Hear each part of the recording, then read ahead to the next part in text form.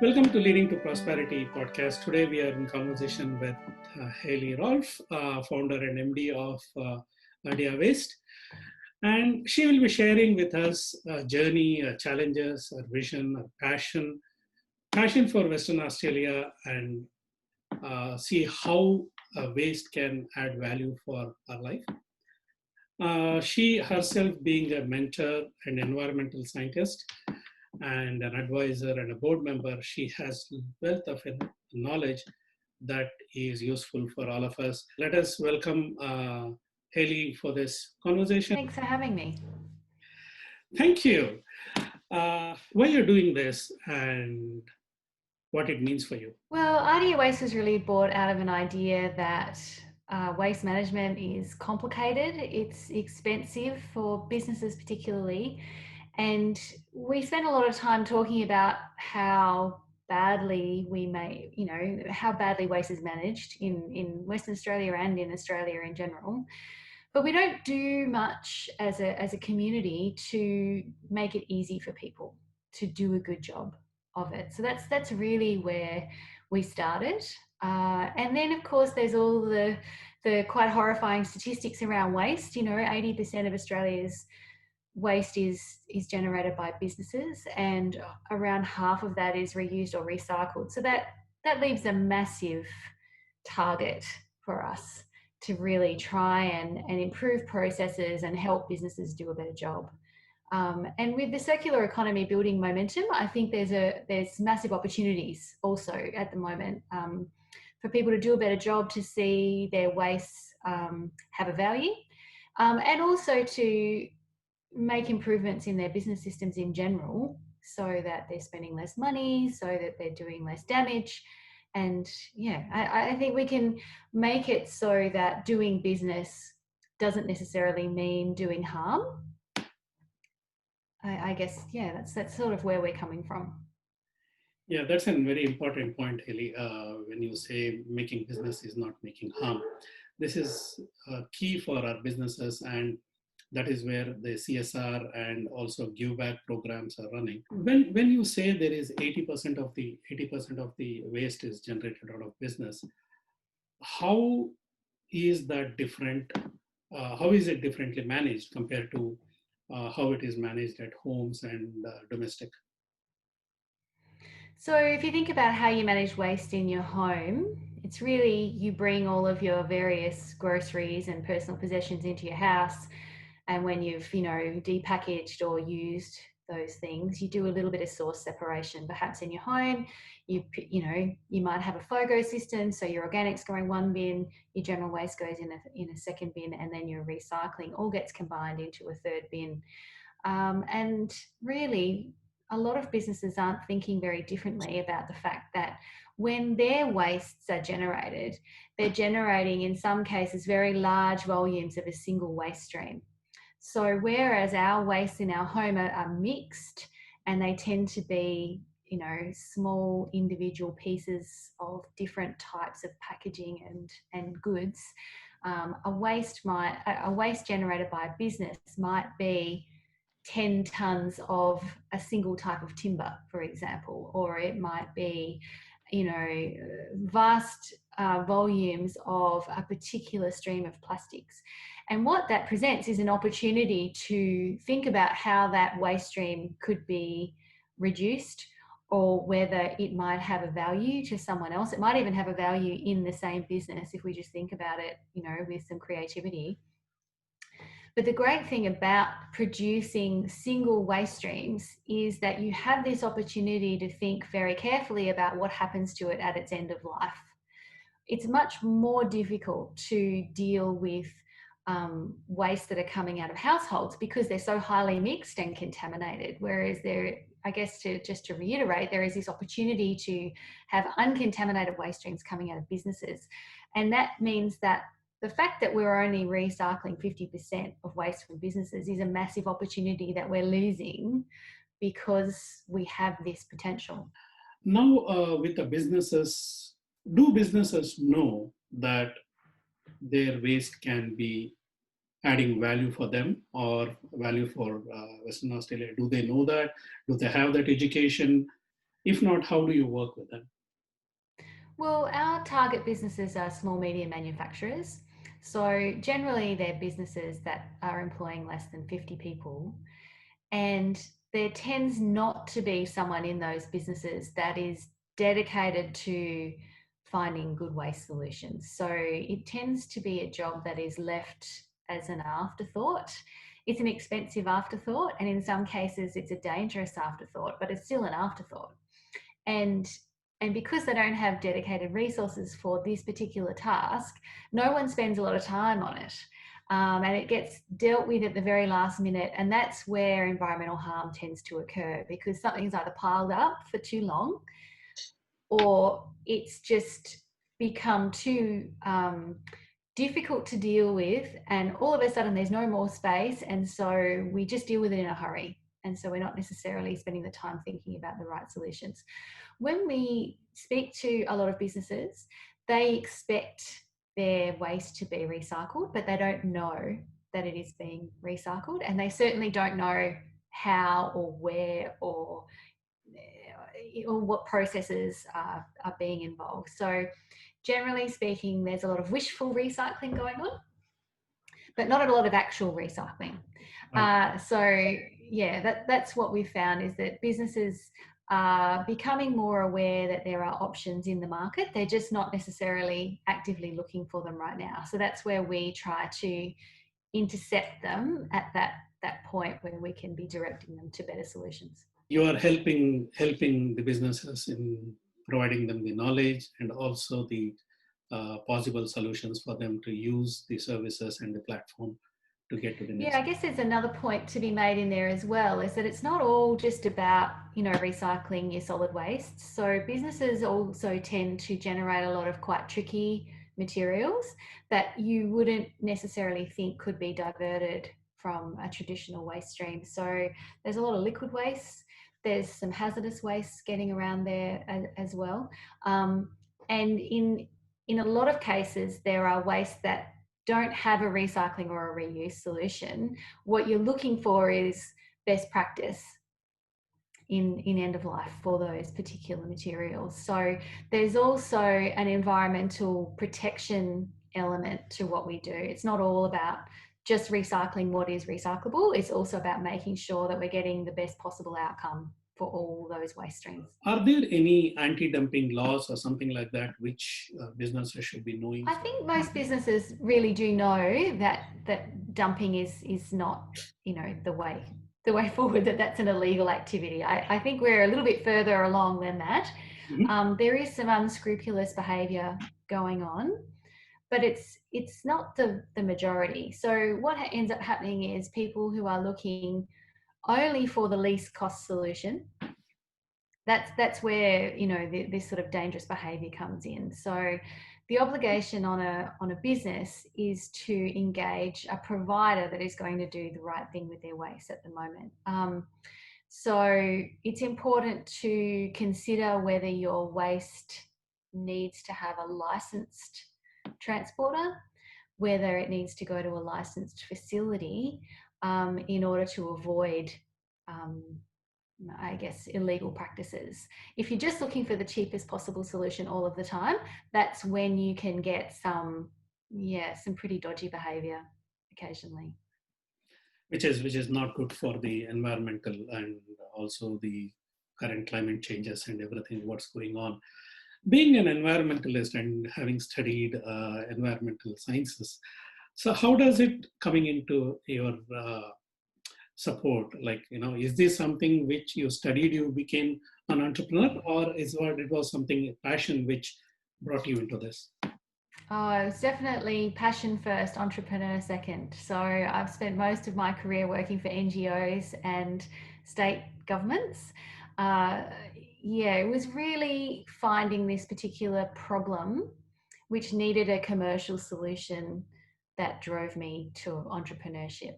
I don't know very many environmental scientists that have become entrepreneurs other than consultants. So I don't know. I think we tend to focus very much on the problem, and perhaps we need to be more focused on the solutions sometimes. Yeah, that is very important, and also with the so much of global warming going on, and your ideas and your solutions would be great help for the businesses and for the people those who are looking in that. We hope so.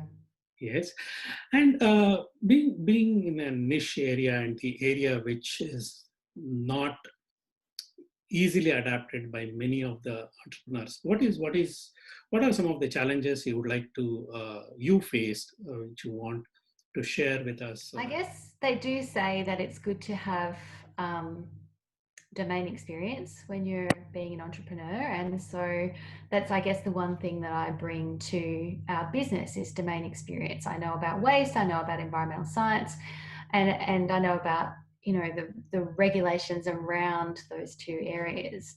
So that's been a real advantage in one perspective. But as someone who has had a background in government and non-government organisations, I lack commercial expertise.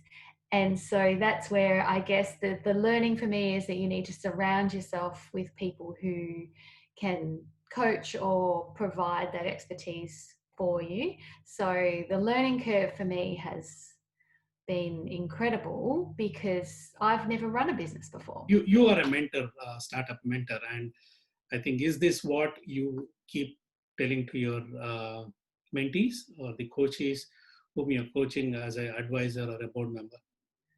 I guess the great thing about not being a 20-year-old with a great idea is you can actually bring a whole lifetime of experience to being an entrepreneur.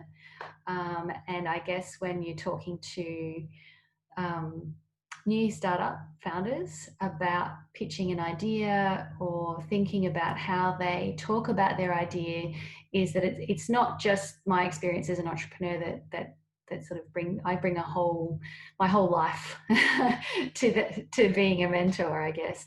And as someone who has come into being an entrepreneur completely inexperienced in the field, I guess I've taken a lot away from the experience of learning, of pitching, of being in accelerators, and I guess it makes me feel good to share that experience with other people.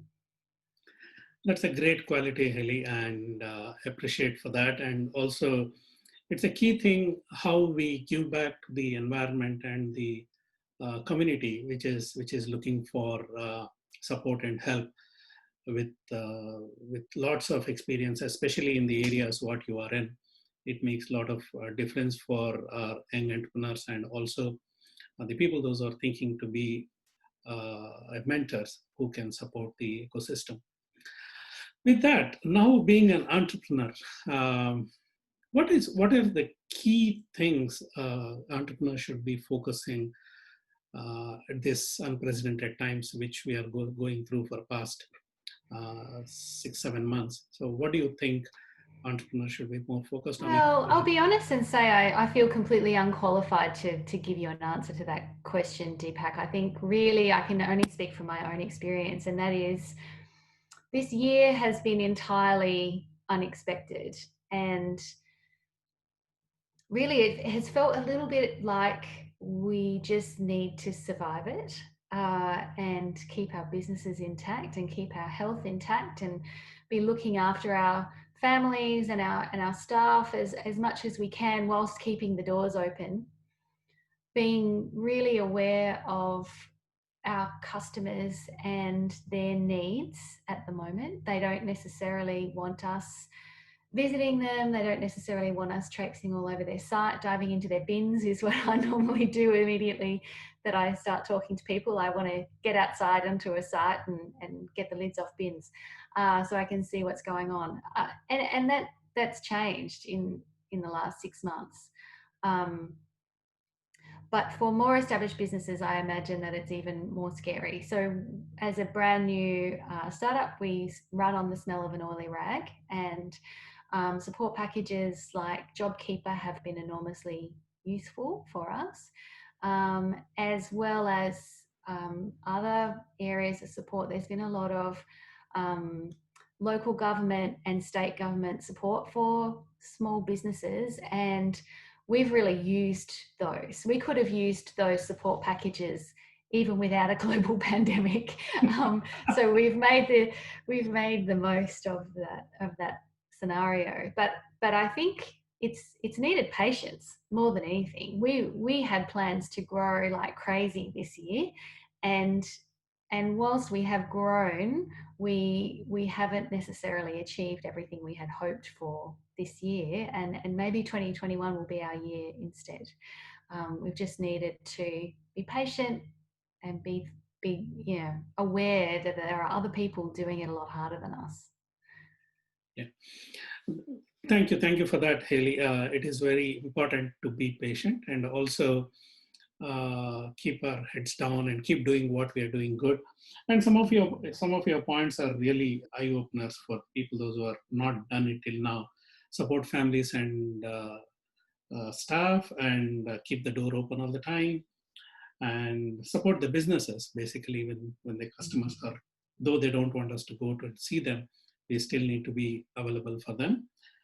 And the very important thing is like exploring the options, what the government is supporting, what community is supporting, and ensuring all that is keeping us fit, our business fit, so that the next year or coming years might be great for all of us. So that's, with that, we move on to the next point. How are you different from some of your competitors in this business, and how do you see that your value proposition is entirely different?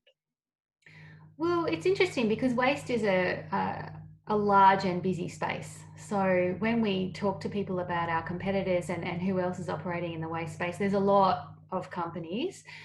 There's companies in the waste service provider area that I guess we do compete with. And then there's a lot of smaller recyclers, there's new technologies, there's people trying to address this from a number of different angles. And I guess the first thing I say is there's plenty of waste to go around. So it's not as though we're all competing for that last aluminium can.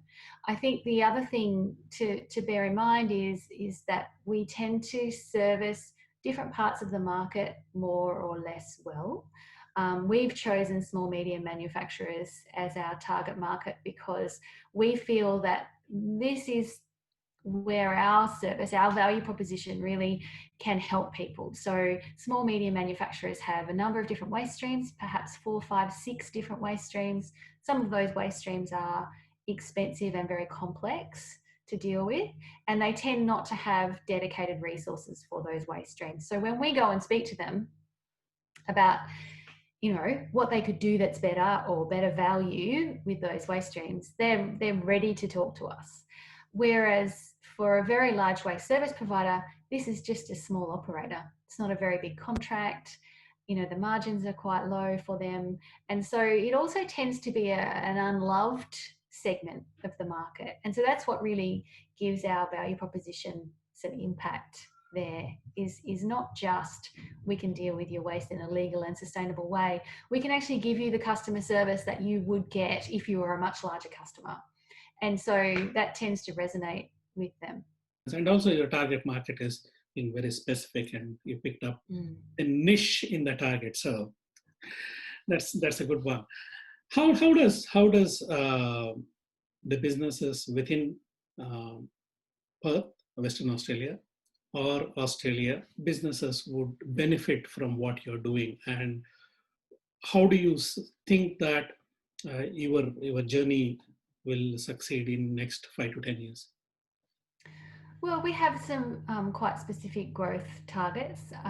We want to move outwards from Western Australia. We want to make sure that the West Australian market is really well serviced, and we want to then take that around Australia.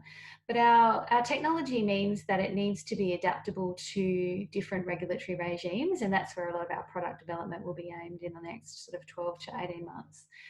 Once we have got that nailed, then it'll be time to sort of be thinking about whether we can go a little bit international, and maybe take on the titans in other countries. We have, you know, our wish list of places where we'd like to see waste done better, but we're not solving every piece of the puzzle. And I guess that's what we need to remember, is that there are different parts of the market that are solving different pieces of the puzzle. But if you think of where waste goes badly wrong, it's usually because there's a lack of infrastructure, and then there's a lack of regulation to support that infrastructure to make sure that waste is being directed to the right place. So in order for our solution to work, you need both of those pieces of the puzzle in place. You need there to be a place for the waste to go, and you need regulation and legislation to make sure that the waste is getting there. And yeah, we haven't thought about extending into those other parts just yet, but you know, maybe that's for something way in the future. Now, going to the next few questions, Hayley, is what is the type of world you want to live in, since you are in the area of sustainability and environmental? Well, I guess the circular economy gives us a really great framework for the kind of world we want to live in. It's not all about waste, but it's also about energy, and it's about regenerative agriculture, and it's about protecting the environment. I guess where I started my journey in environmental science was all around conservation and protecting natural areas. And I think that will remain a passion of mine. But really, we want to make sure that societies are doing as much as they can with as little as they need. So that's where the circular economy provides a really great framework, because it means that resources and energy are circulating within that system. So we're not continuously needing to make new things with new resources. You know, things are starting to really accelerate in this area. I think, you know, that there's an opportunity for Australia to be completely self-sufficient in renewable energy really soon. And it just seemed, even 5 or 10 years ago, it just seemed so far away. But it's coming up on us. And I think waste is sort of the next step, is that we need to be smarter about the materials we use to make the products that we need. And what we want to see eventually is a framework where you don't make a product out of a material unless that material has a use beyond the life of that product. And I think if we start looking at manufacturing in that way, then the circular economy will start to accelerate the same way that the energy economy has. Okay, coming to the last portion of our discussion, how do you measure your success? That's the first question. And the second one is, when do you feel you're fulfilled? Oh, that's a tricky question. So from a business perspective, I guess I've always said that as long as the work I do is interesting and worthwhile, then I'm happy. And I guess from an entrepreneur's perspective, obviously I want my business to be growing and serving customers and achieving what we set out to do, which is to divert waste from landfill or to get it circulating in the economy. And we're doing that. So that's great, right? We get a sense of achievement every time we run the numbers and find that, you know, we've diverted another 50 tonnes of waste from landfill. But I guess it's really about working on a problem and chipping away at it and feeling like you're making progress that makes me feel happy and fulfilled. That's a great thing, Hayley. And now, is there anything you would like to talk to the viewers and tell them how they could reach you out on your journey, and how can you help the viewers? Well, I guess if there are businesses out there that generate any sort of waste, because let's face it, if you're in business, you're generating waste of some sort, do reach out. We're on LinkedIn. We have a website that you can get onto and look at what your options are. Yeah, get in touch. It's always good to have a conversation about rubbish. It's not a rubbish discussion, so Yeah. it's about rubbish, so that's always good. And Hayley, thank you very much. You took out your precious time during your busy period, and this week I know that you had lots of meetings and came off, and you helped us being in this conversation. I wish you all the success in your journey, and also making Western Australia green and clean. and in the process, we all have better lives and ensure that there is less of global warming, and we contribute to the community, contribute to the world environmental. Well, thanks for having me, Deepak. It's been a pleasure. Thank you.